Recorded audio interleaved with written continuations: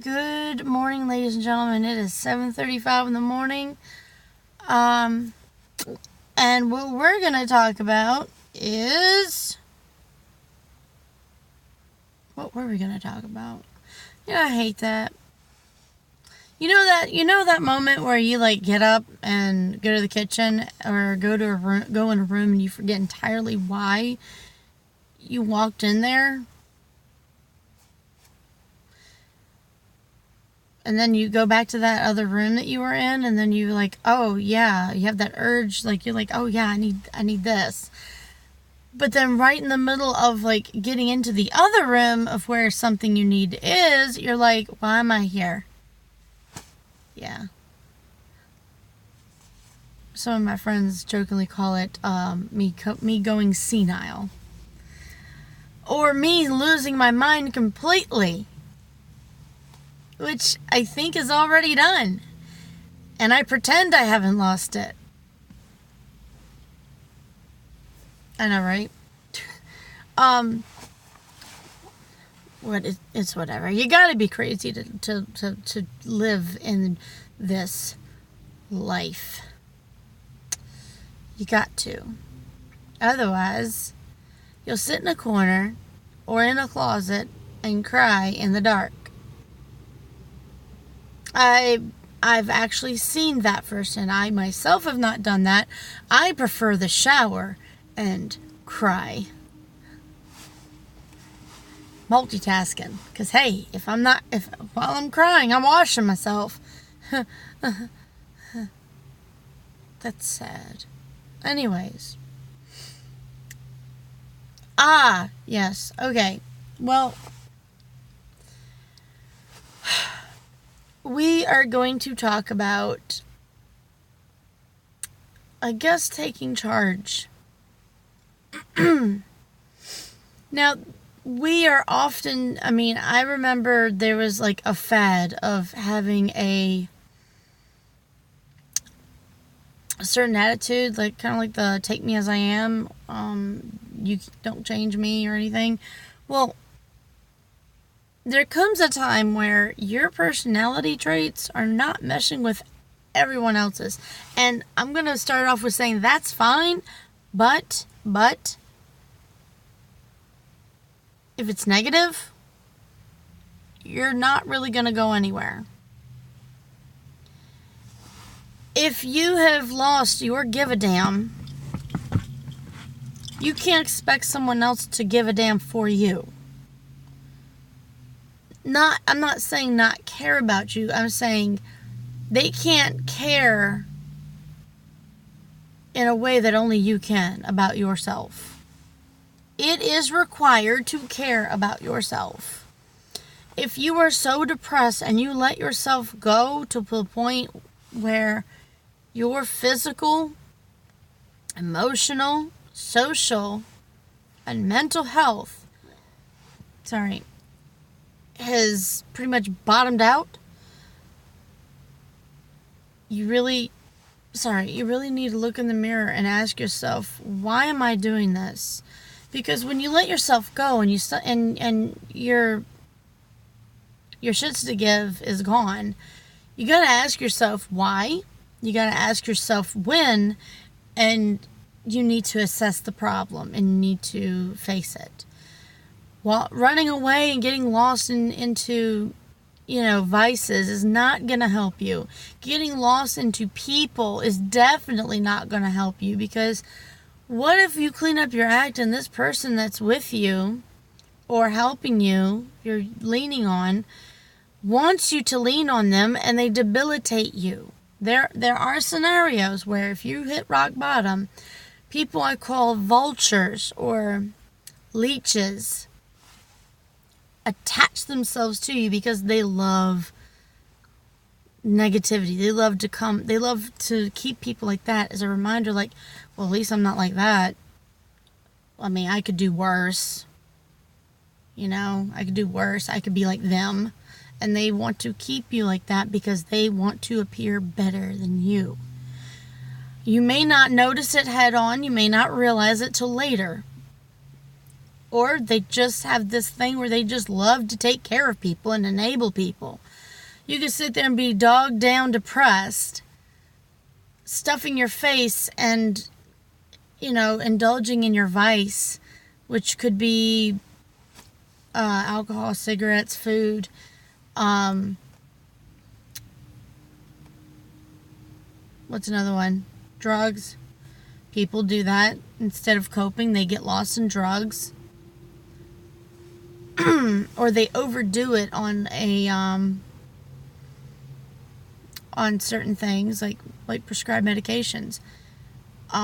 If you're not the kind of person to do drugs, but you have, let's say you have Xanax, you overindulge in that. I've seen gateway addiction. I'm not saying gateway drugs. I'm saying gateway addiction starts 9 times out of 10 on prescribed medications. I cannot tell you how many times I've gotten a friend or someone information to get clean from, let's say, Xanax, Oxycontins, opioids of any kind, uppers, downers, and I forgot what you call the medicines, how they're categorized, but it's like Adderall. That's like the rich person drug of choice. Adderall and Xanax. Adderall to get you going, because if you take it when you don't need it, it doesn't help. It not only helps you focus, but it gives you a crap load of energy. Now, for me, when I took Adderall when I was younger, it made me just like zone out. If you gave me a task set before me, I'd do it, and I had what's called pharmaceutically induced OCD. And they're like, oh, let's give her medicine for the OCD. No more medicine. Leave me the hell alone and stop pumping me with shit like methylphenidate, citalopram, which actually is a depression medication. Adderall, Ritalin. They started me on Ritalin, and they realized I had an eating disorder, so they gave me medicine for that. And they realized that taking these two medicines together, I had, anxiety, so they gave me a downer. So they gave me an upper, a downer, and a Ritalin. And then later on, as I got older, they gave me citalopram and Adderall. Well, citalopram and methylphenidate. And then after methylphenidate, they switched me to Adderall. And that's when I was like, you know what, 17 years old? No, I'm not doing this shit anymore. I stayed sick all the time. Because I can understand how alluring pharmaceutical medication is. So when I had surgery, prescribed me Oxycontin for a pain reliever after my surgery, I didn't take them. I threw them in the trash. Or I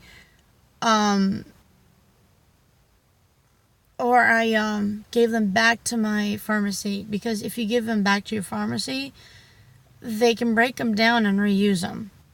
They break them down and they recycle them or something. I didn't really look hard into it, but flushing them in the toilet's not a good idea. No, you don't want it in the water table. Anyways, you need to face and cope. Now, a lot of you guys know that I'm dealing with a lot of death in my life right now. It does happen in threes. I know this sounds terrible. I've mourned. I've cried. I've thrown my little hissy fits. I went through the whole stage of being heartbroken, sad, upset, and then angry, resentful, and then fine. What usually pulls me out of it is getting angry. I don't like being angry, but hey, it got me over it. I'm ready to move on. I'm ready. I faced it. I refused to hide. Not once did I pick up my vape, because usually I used to smoke. When things got too much, I need something to calm my nerves. For some reason, when I smoked cigarettes, I was clear and level-headed. But I do also know that if I picked that habit back up, I would have asthma and bronchitis issues. So I'm not doing that. Having an aunt that died of emphysema and continued to smoke, I mean, it seems kind of dumb to keep persisting on something that's doing damage to you. And that's my point of view.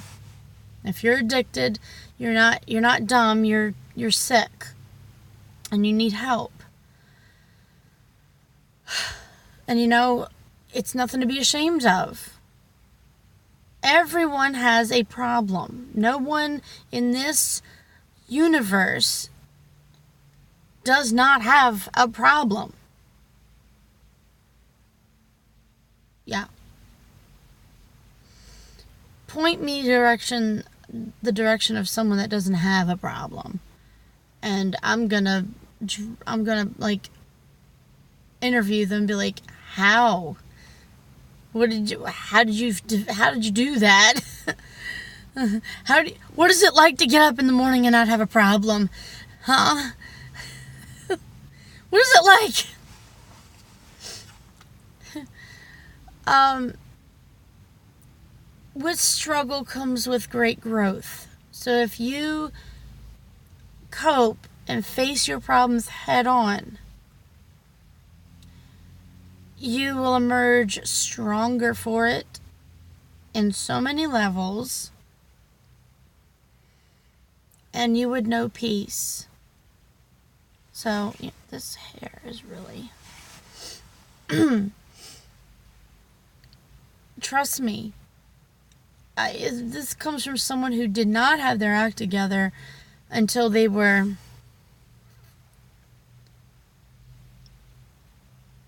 23?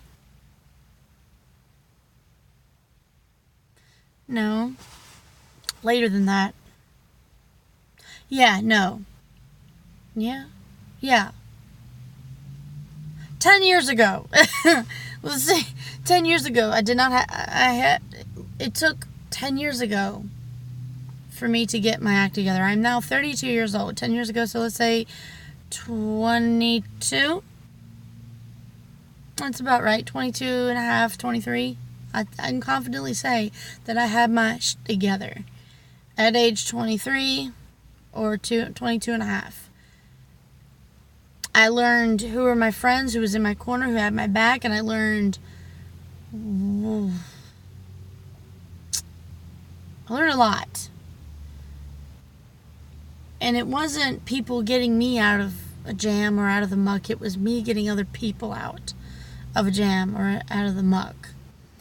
And it takes someone who has seen darkness and the worst out of so much. I'm talking about people and situations and life. The worst.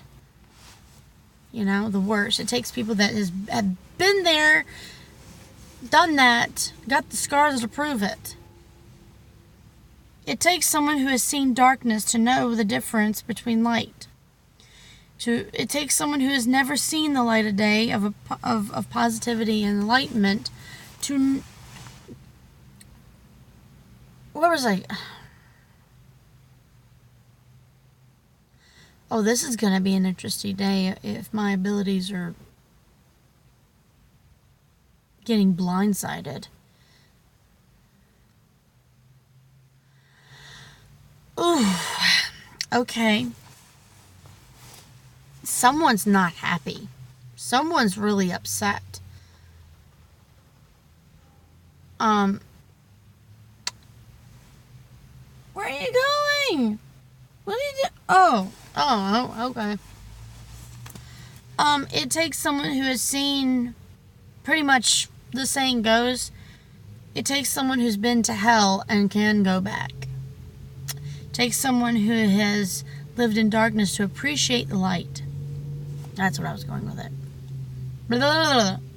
English, words, speak, letters, vowels, exclamation points. Okay. Pfft. Honestly, I had someone ask me if I had like a speech problem. I do. I try to cover it up. When I'm really like passionate or energetic as to what I'm saying, I will run my words together. I will mispronounce them. I stutter. I have a lisp. I have a trigger. Basically, if I rub my tongue in front of my teeth before or after I say a word, it gives me the muscle memory to not lisp. See? Lisp. Lisp. I can do it. It's a stupid tick, but hey, you gotta do what you gotta do.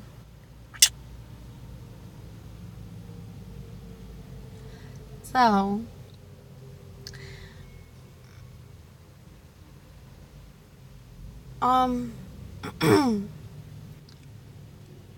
alright, that supply truck is like a little fast in the parking lot. Dude, you're gonna jackknife your load. For truckers, for people that are not truckers, it means when you take a sharp turn and your load kind of becomes a 90-degree angle between your cab and your freight carrying thingy. I don't know the proper term for it, but hey, it is what it is. Think of a tractor trailer trying to take a sharp left, and they're trying to straighten up without straightening up their load. Yeah. It's not gonna work. Anywho. So that is all I have time for today. I hope this helps somebody out there, because, hey, you're not alone. And I'm pretty sure you can find a genuine person within the confines of the internet or in real life. Just call out for help and let it be known that you need help and you're looking for advice and guidance. Someone genuine enough will step up. Trust me.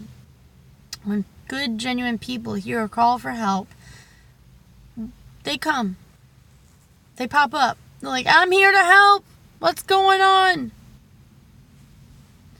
Because when I called out for help when I was doing the grieving process, I had